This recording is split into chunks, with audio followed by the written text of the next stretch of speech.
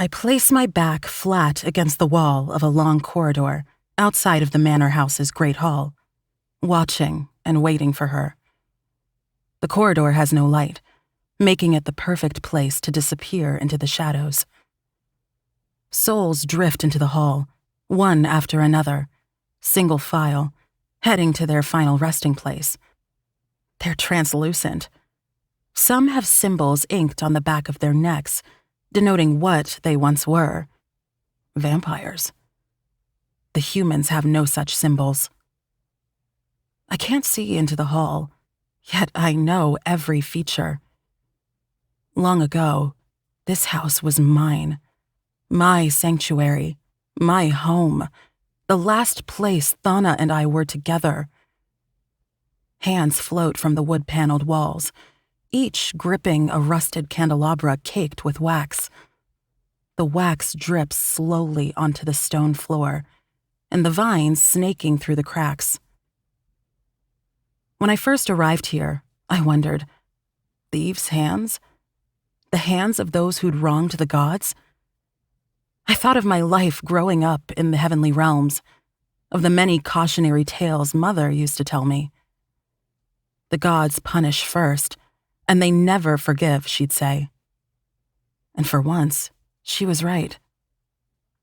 After the gods trapped me, I learned there is no point in wondering. Things happen how they happen. Fate is on your side, or it's not. My mother thought she could change her fate. She thought that she could control it. Instead, she ended up in an early grave, brutally abandoned by the god she served and loved. The line of souls grows shorter until the sun dips below the horizon and darkness seeps into the sky, until there are no souls left at all. Finally, the goddess of the dead leaves the judgment hall. Eyes barely open, the goddess stretches her arms out wide and yawns. Moonlight slips in from cracks along the walls, bathing her brown skin in midnight's blue. Eventually, she makes her way to her chambers. I wait, and then I follow, wrapped in a cloak of shadows. Slowly, we climb the spiral staircase to the house's second floor. My bare feet grow cold against the stone stairs, a breeze from an open window slicing through my tattered dress. The stairs are splintered with cracks, and the railing groans as we ascend. Whereas I stumble, trying not to make a sound, adjusting to legs I haven't used in centuries.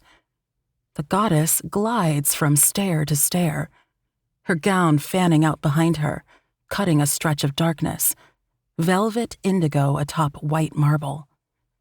She holds her head high, as if she is the mistress of this place, not just a tool of the gods. I sneer. Easy to be replaced. Soon, we reach the top and head down a long corridor. Like the hall, it's dimly lit with candelabras held by floating hands. Wax drips and pools beneath them on the chilly floor. A shadow flickers before us, and the goddess hesitates, clutching her hands, gripping them until her knuckles pale to yellow. My eyes flit back and forth before they still. There's nothing there. This place has a way of taking root deep within you, creating images only in your mind, planting suggestions you know to ignore but don't. That's what happened to the goddess of the dead before this one. And to be honest, the one before that one too. They lost all sense of what was and what wasn't, and had to be replaced. Finally, we reach her bedchamber. I stop well before and press myself within a nook in the wall. I make myself small, like I did as a little girl. Only, instead of hiding from Mother, lest she drain a pint of my blood for a spell, it's the reapers I need to avoid. They stand guard on either side of the door, putting themselves between me and my plans.